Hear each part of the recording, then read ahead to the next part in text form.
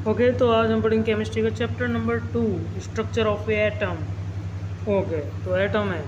Atom इस शब्द की उत्पत्ति हुई एटोमिया, एटोमिया से।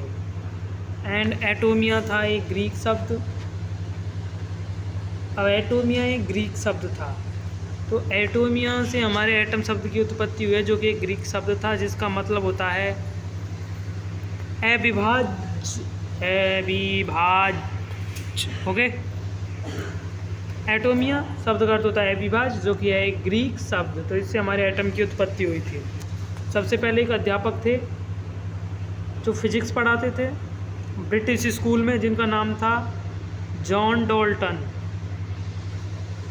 जॉन डॉल्टन एक फिजिसिस्ट थे और उन्होंने केमिस्ट्री के सेकंड चैप्टर में अपना स्थान प्राप्त किया by creating his own model, the plum pudding model. उन्होंने अपना प्लम पुडिंग मॉडल दिया। अब जो ये प्लम पुडिंग मॉडल था, ये जॉन डॉल्टन ने दिया था और ये 1800 ईस्वी में दिया गया था। इस मॉडल के अनुसार यहाँ पर कुछ जैसे मान लेते हैं, ये है एक atom, this is like an atom.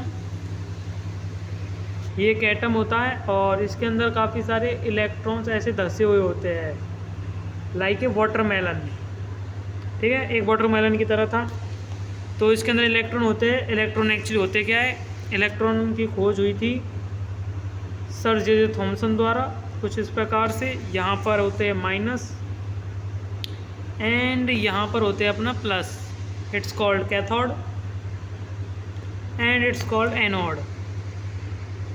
तो कैथोड किरणें थी, कैथोड किरणें थी जैसे कि ये रही। ये कैथोड किरणें उत्पन्न होती है क्योंकि इलेक्ट्रिसिटी, ये प्लस है और ये माइनस है। यहाँ से इलेक्ट्रिसिटी भेजी, प्लस से माइनस की ओर, यहाँ से जाएगी, सबसे पहले कैथोड को हिट करेगी, कैथोड से कुछ किरणें निकलेंगी एनोड की तरफ, और इन्हीं किरणों के मध्य कुछ हमें कण देखने को मिलेंगे यहाँ पर ऐसे। और उन कणों को इलेक्ट्रॉन कहा गया, बताया गया किसके द्वारा, जे थॉमसन द्वारा। ठीक है, तो जो ये कण है इनको इलेक्ट्रॉन कहा गया और ये किरण है इसको हम कहते हैं कैथोड रे, कैथोड रे। अब कैथोड रे की खोज किसने की, तो कैथोड रे की खोज की गई थी 1830 में माइकल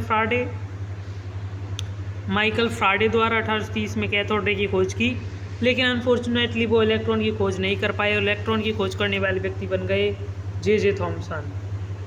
इसी प्रकार एनोड की खोज की गई थी। एनोड की खोज, एनोड बोले तो प्रोटॉन। अब प्रोटॉन की खोज इस प्रकार की गई थी, लेकिन उसमें एनोड किरणों का उपयोग किया गया था। एक सेकंड, यहाँ पर मैं डायग्राम बनाता हूँ। ये देखो, सेम था सारा कॉन्सेप्ट, बस यहाँ पर एक छिद्रित एनोड थी एंड यहाँ पर लगाया गया था जिंक सल्फाइड।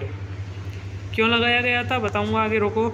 माइनस, ये प्लस है, ये माइनस है, तो यहाँ से हमारी इलेक्ट्रिसिटी जाएगी। यहाँ पर था अपना कैथोड, यहाँ पर था अपना एनोड, जो कि कैसा था, छिद्रित था, छिद्रित एनोड था। यहाँ से गई इलेक्ट्रिसिटी, कैथोड ने निकाली अपनी किरण, इधर से एनोड ने अपनी किरण निकाली। जो कैथोड ने किरण निकाली थी वो छिद्र में होकर जिंक सल्फाइड से टकरा गई, चमकने लग गई। अब जिंक सल्फाइड का यूज एलईडी बनाने में किया जाता है, एलईडी में, जिसके बारे में मैं आगे बात करूँगा। तो इस प्रकार से हमारे एनोड की खोज हुई थी और किसने की थी, गोल्डस्टीन ने। अब ये गोल्डस्टीन कौन था, गोल्डस्टीन एक वैज्ञानिक था जिसने किसकी खोज की थी, प्रोटॉन की। उसके बाद आते हैं एक और वैज्ञानिक जिनका नाम था जेम्स चैडविक जी।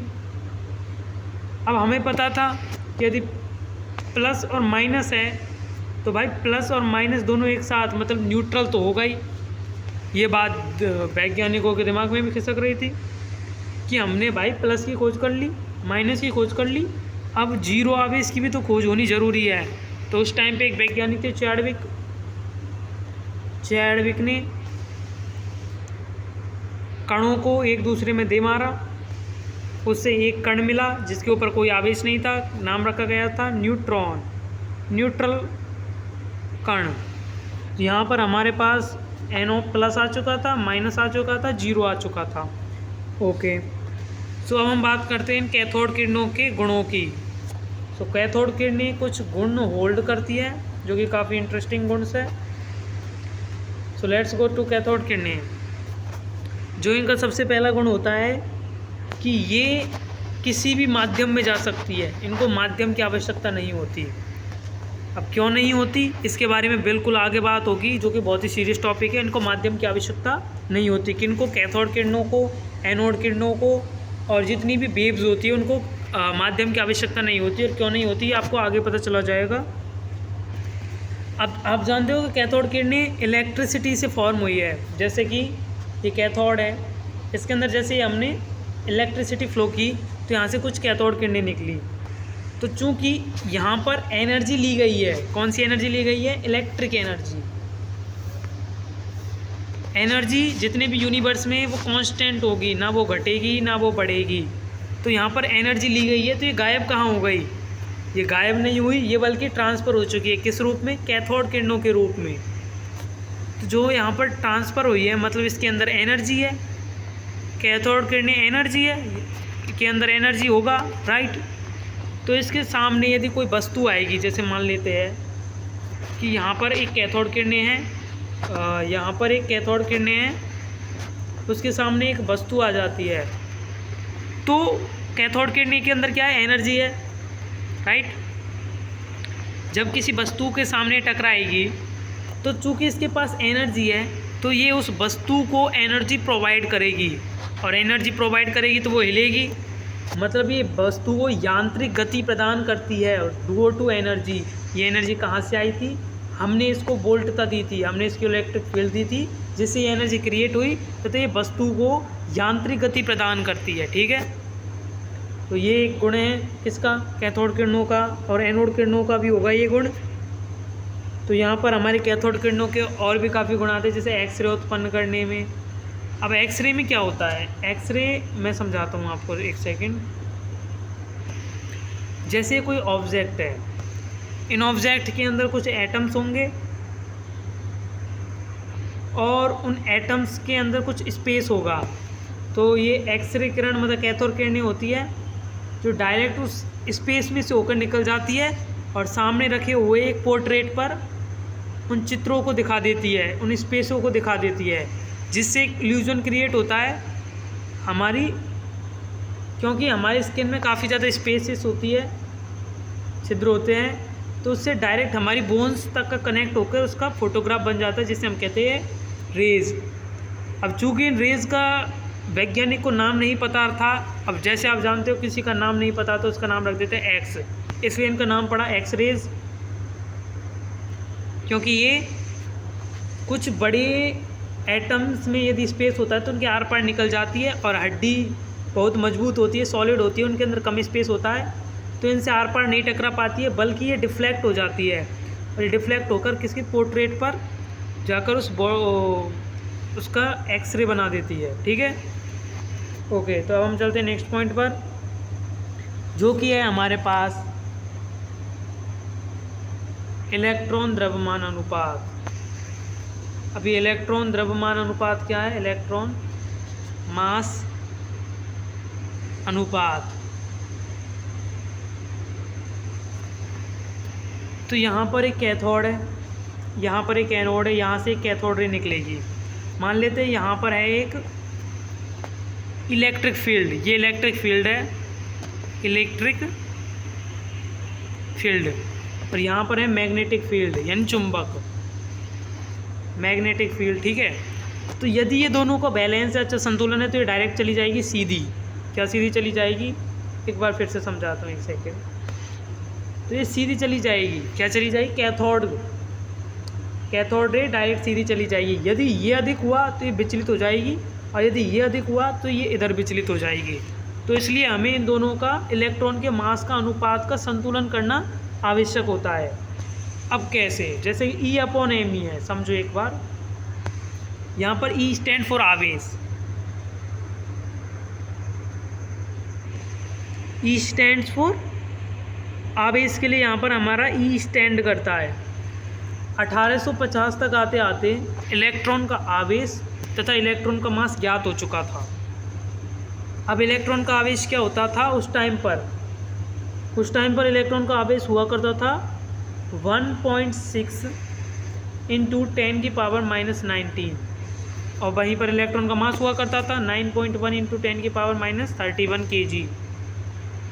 अब जब इन दोनों का अनुपात निकाला गया, क्यों निकाला अनुपात निकालना कोई ज़रूरी नहीं था, लेकिन इलेक्ट्रॉन मास का अनुपात निकालने का ये टॉपिक है, तो उन्होंने सोचा इनका अनुपात निकालते भाई क्या आता है, तो उसमें हमें रिजल्ट में मिलता था 75288 इंटू 10 की पावर 11 किलोग्राम। क्यों आया यहाँ पर, सॉरी किलोग्राम नहीं, कूलाम क्यों आया यहाँ पर, क्योंकि आवेश है प्रति किलोग्राम, ऐसे हमारे पास ये मान आया था।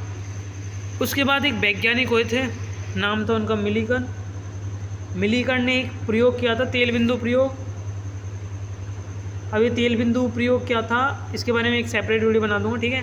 तो तेल बिंदु प्रयोग से हमारे पास आया था इलेक्ट्रॉन का एक नया आवेश, जो था नया मतलब उसी को आगे बढ़ा दिया गया था 1.602176 इंटू 10 की पावर माइनस 19 कूलम, ये मान हमारे पास आया था। तो मिलीकन ने सोचा क्यों ना हम इलेक्ट्रॉन का नया मास निकाल दें। अब इलेक्ट्रॉन का नया मास कैसे निकलेगा, तो E/me इज इक्वल्स टू होता है 1.75288 इंटू 10 की पावर 11। तो यहाँ पर हमें E का मान नया मिल चुका था, तो हम इसमें कौन सा मान रखेंगे, नया वाला मान रख देंगे यहाँ पर, तो हमें इससे Me का मान निकल जाएगा। तो हम पक्षांतरण करने पर Me बराबर होगा 1 इलेक्ट्रॉन का न्यूम आवेश मान बटे ये वाली संख्या। तो करते हैं हम, इलेक्ट्रॉन का न्यू आवेश मान था 6.1022176 इंटू 10 की पावर माइनस 19 अपॉन क्या था 1.75288 इंटू 10 की पावर 11 ये था। तो हमें इससे इलेक्ट्रॉन ऑफ मास का नया मान निकल कर आता है, जो कि होता है 9.1094 इंटू 10 की पावर माइनस 31 kg, ठीक है। ऐसे हमारे पास इलेक्ट्रॉन का एक नया मान निकल कर आया। अभी जॉन डाल्टन ने अपना एक नया परमाणु मॉडल वो किया था, जिसका नाम था प्लम पुडिंग मॉडल। अब उससे काफ़ी सारी चीज़ें स्थायित्व नहीं हो पा रही थी, जैसे इलेक्ट्रॉन का स्थायित्व, इलेक्ट्रॉन के बारे में उसमें ज़्यादा कुछ बताया नहीं गया, इलेक्ट्रॉन की गति के बारे में ज़्यादा कुछ बताया नहीं गया। लेकिन हमें जॉन डाल्टन के परमाणु मॉडल में कमी कैसे दिखी, ये बात बहुत ही इंटरेस्टिंग है। तो कैसे दिखी मैं बताता हूँ। एक वैज्ञानिक हुए थे रदरफोर्ड, अपनी लैब में ऐसे ही एक्सपेरिमेंट कर रहे थे वे। तो उन्होंने क्या किया, एक सोने की पन्नी ली, उस पर कुछ अल्फा कण दिए मारे। अल्फा कण पॉजिटिव होते, पहले ही बता देता हूँ। तो जैसे उन्होंने दिए तो कुछ तो सीधे चले गए, कुछ वापस टकरा कर आ गए, कुछ विचलित हो गए। उन्होंने देखा कि जो सेंटर के आसपास से गए थे वो विचलित हो गए। तो उन्होंने समझा कि सेंटर में प्लस होगा, क्योंकि अल्फा कण प्लस प्लस सेंटर, तो इन दोनों के प्रतिबल लगेगा, प्रतिकर्षण लगेगा, तो एक दूसरे को डिफ्लेक्ट करेंगे। दैट इज़ बाय वो विचलित हो गए। जो वापस आ गया वो बिल्कुल सेंटर में गया था, मतलब वहाँ पर पक्का पॉजिटिव था। एंड जो विचलित हो गए वो उसके आसपास से गए थे, ठीक है। तो हमें ये पता चल चुका था। अब हमें पता था कि इसमें हमें प्रोटॉन के बारे में पता चल गया, क्योंकि प्लस तो सिर्फ प्रोटॉन होता है, न्यूट्रॉन तो न्यूट्रल होता है, तो मतलब बीच में प्रोटॉन थे। लेकिन हमें इलेक्ट्रॉन और न्यूट्रॉन के बारे में कुछ भी पता नहीं चला, और ना ही हमें ये जॉन डाल्टन ने बताया था। जॉन डाल्टन ने तो कहा था ये समान रूप से वितरित होता है, मतलब रदरफोर्ड सही थे, जॉन डाल्टन अपनी सीमा में रह गए। तो भाई साहब फिर आए हमारे रदरफोर्ड, और उन्होंने दिमाग लगाया। उन्होंने क्या कहा कि बीच में तो प्रोटॉन होते हैं, तो इलेक्ट्रॉन साइड में होंगे। लेकिन यदि साइड में होंगे इलेक्ट्रॉन, चूँकि इलेक्ट्रॉन है माइनस, प्रोटॉन है प्लस, तो प्रोटॉन इलेक्ट्रॉन को खींचेगा अपनी तरफ। तो मतलब कि यदि इलेक्ट्रॉन साइड में है तो वो प्रोटॉन की तरफ खींच रहे होंगे। तो इससे यह सिद्ध होगा, यदि उन्होंने ऐसे माना जैसे प्रोटॉन है एंड यहाँ पर हम ले लेते हैं इलेक्ट्रॉन, यदि ये स्थिर होंगे तो ये डायरेक्ट एक दूसरे के साथ चिपक जाएंगे। समझ रहे हो? जैसे यहाँ पर काफ़ी सारे इलेक्ट्रॉन हैं और ये प्रोटॉन है, तो चूँकि ये प्लस है और ये माइनस है तो ये एक दूसरे को आकर्षित करेंगे और ये एक दूसरे के चिपक जाएंगे, बहुत तेज़ी से चिपकेंगे, क्योंकि प्लस और माइनस बहुत तेज़ी से चिपकते हैं, जो कि पॉसिबल नहीं है, क्योंकि फिर तो नाभिक में ही इलेक्ट्रॉन, नाभिक में ही प्रोटॉन और नाभिक में ही न्यूट्रॉन हो जाएगा, जो कि रूल्स के खिलाफ, ऐसा हो ही नहीं सकता। यदि ऐसा होगा तो वो एटम्स सॉलिड हो जाएगा, बहुत ज़्यादा सॉलिड। लेकिन हमें पता है कि एटम सॉलिड, द्रव और गैस तीनों फॉर्म्स में पाए जाते हैं। तो उन्होंने कहा कि इलेक्ट्रॉन गति करता है गोलीय रूप में। अब गोलीय रूप में ही गति क्यों बताई? उसको स्क्वायर गति भी बता सकते थे, उसको ट्रायंगुलर गति भी बता सकते थे, लेकिन गोलीय ही रूप में क्यों बताई गई? तो इसके पीछे भी एक रीज़न था, क्योंकि गोलीय रूप में जैसे मान लेते कोई चीज़ है, वो गोलीय रूप में चल रही है, जैसे कि हम किसी एक रस्सी को लेते हैं, उसके एंड में हम बांध देते हैं कोई पत्थर, हम उसको फ्राते हैं, like we are frying, and एकदम से छोड़ देते तो वो सीधी चली जाती है। ऐसे कोई दिन ट्राई करना, ऐसे सीधी चली जाती है। क्यों चली जाती है? जैसे फ्राया एंड छोड़ दिया तो वो अपनी पोजीशन में रहती है, इसे हम कहते हैं, इसलिए वो अपनी पोजीशन में रहती है। और यदि इसको यह खींचेगा, यदि जैसे कि ये इलेक्ट्रॉन है, इलेक्ट्रॉन को हम फिरा रहे हैं और एकदम से छोड़ देते हैं तो वो सीधी गति में चला जाएगा, राइट। यहाँ पर प्रोटॉन है, प्रोटॉन इसको खींच रहा है, जैसे ही हम इसको छोड़ रहे हैं तो ये फिर से खींच रहा है प्रोटॉन की तरफ, इसलिए गोल गति कर रहा है। तो ऐसे ही ऐसे गति करता करता प्रोटॉन में मिल जाएगा, ऐसा कहना था रदरफोर्ड का, ऐसा कहना था रदरफोर्ड का। इसलिए उन्होंने इलेक्ट्रॉन की गति को कुछ इस प्रकार से डिफाइन किया था, जैसे कि ये प्रोटॉन है, यहाँ पर ये इलेक्ट्रॉन है, और ये गोल करता करता उसके अंदर धंस जाएगा। समझ में आ गया कैसे? क्योंकि ये गोल तो गति कर रहा है, प्रोटॉन इसे खींच रहा है, तो मतलब एक ना एक दिन वो इसके अंदर चला जाएगा। अब ये उन्होंने क्यों कहा था, इसके पीछे भी एक बहुत ही बढ़िया रीज़न है। ये उन्होंने इसलिए कहा था, उन्होंने इसके लिए एग्जाम्पल लिया था सन का। जैसे मान लेते ये है सन, ये है उसके चारों तरफ फिरने वाले ग्रह, तो उन्होंने अनुमान लगाया कि ये सन है, उसके चारों तरफ ग्रह है, तो वो गति करते हैं, तो वो सन की तरफ क्यों नहीं जाते? वो सन की तरफ तो नहीं जाते, वो तो अपनी एक धुरी पर गति करते रहते हैं। लेकिन इलेक्ट्रॉन के साथ ऐसा नहीं हो सकता था। अब क्यों नहीं हो सकता था? ऐसा रदरफोर्ड का कहना था, क्योंकि मैक्सवेल नाम के वैज्ञानिक ने बताया था कि यदि कोई आयन त्वरित होता है तो वो ऊर्जा छोड़ता है, किसने बताया था? मैक्सवेल ने। यदि कोई कण त्वरित होता है तो वो ऊर्जा छोड़ता है। तो क्या इलेक्ट्रॉन गोलीय गति में त्वरित होते हैं? ऐसा हो सकता है कि इलेक्ट्रॉन का वेग समान है, मान लेते ये है इलेक्ट्रॉन और इसका वेग समान है, तो वो त्वरित नहीं हो रहा है, राइट, ये त्वरित नहीं हो रहा है। तो फिर रदरफोर्ड ने ऐसा क्यों कहा था? इसके पीछे भी एक बहुत बड़ी चीज़ है, मैं समझाता हूँ आपको। जैसे ये प्रोटॉन है, इसकी तरफ ये इलेक्ट्रॉन है, अब ये इलेक्ट्रॉन गोलीय गति कर रहा है, उसकी डायरेक्शन हर सेकंड में चेंज हो रही है। तो यहाँ पर जो हम त्वरण देखेंगे उसका वेग समान है, हालांकि उसका वेग समान है, लेकिन उसका दिशा है, उसकी जो दिशा है वो कंटिन्यूसली बदल रही है।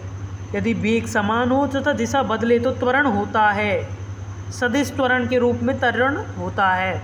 और यदि त्वरण होगा तो आयन ऊर्जा उत्पन्न करेगा, ऊर्जा उत्सर्जित करेगा, उत्पन्न करेगा या उत्सर्जित करेगा। और यदि ऊर्जा उत्सर्जित करेगा तो वो धीरे धीरे उसकी स्पीड कम करता हुआ अपनी जो सर्कुलर मोशन है, जो अपनी गोलीय गति है, इसको छोड़ देगा, तो धीरे धीरे प्रोटॉन की तरफ आकर्षित हो जाएगा। इसी थ्योरम के हिसाब से रदरफोर्ड ने अपना मॉडल प्रस्तुत किया और बताया कि इलेक्ट्रॉन एक सर्पीले पथ में गति करते हुए एक दिन प्रोटॉन में मिल जाते हैं। लेकिन यहाँ पर भी एक बहुत ही बड़ी गलती हो चुकी थी। अब पता होगा मॉडर्न फिजिक्स के अनुसार कि यदि ऐसा होगा, फिजिसिस्ट के दिमाग में आया कि यदि ऐसा होगा तो एक ना एक दिन इलेक्ट्रॉन तो प्रोटॉन में मिल जाएगा, फिर तो प्रोटॉन भी नाभिक में, इलेक्ट्रॉन भी नाभिक में और न्यूट्रॉन भी नाभिक में। इट्स कैंट बी पॉसिबल, ये गलत है। तो यहीं पर रदरफोर्ड के मॉडल अपनी आखिरी सांसें लेता है। उसके बाद आते एक और नए वैज्ञानिक जिनका नाम था नील्स बोर, जो इस पूरी प्रॉब्लम को सॉल्व कर देते हैं। नील्स बोर नामक एक वैज्ञानिक है जिन्होंने इस प्रॉब्लम को पूरी तरह सॉल्व कर दिया। तो कैसे किया उन्होंने सॉल्व? तो उन्होंने बताया ये प्रोटॉन है, यानी नाभिक कह सकता हूँ मैं इसको, इसके चारों तरफ इलेक्ट्रॉन है। तो उन्होंने बताया कि इलेक्ट्रॉन किसी भी कक्ष में नहीं बल्कि एक निश्चित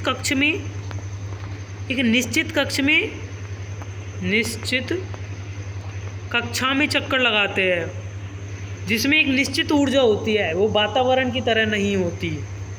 और यदि निश्चित ऊर्जा होगी, और जैसे कि रदरफोर्ड ने कहा था, चूँकि इलेक्ट्रॉन गोलीय गति कर रहा है तो वो त्वरित हो रहा है, और मैक्सवेल के अनुसार, किसके अनुसार? मैक्सवेल के अनुसार कि त्वरित हो रहा है तो वो फिर ऊर्जा इमिटेट करेगा, ऊर्जा उत्सर्जित करेगा,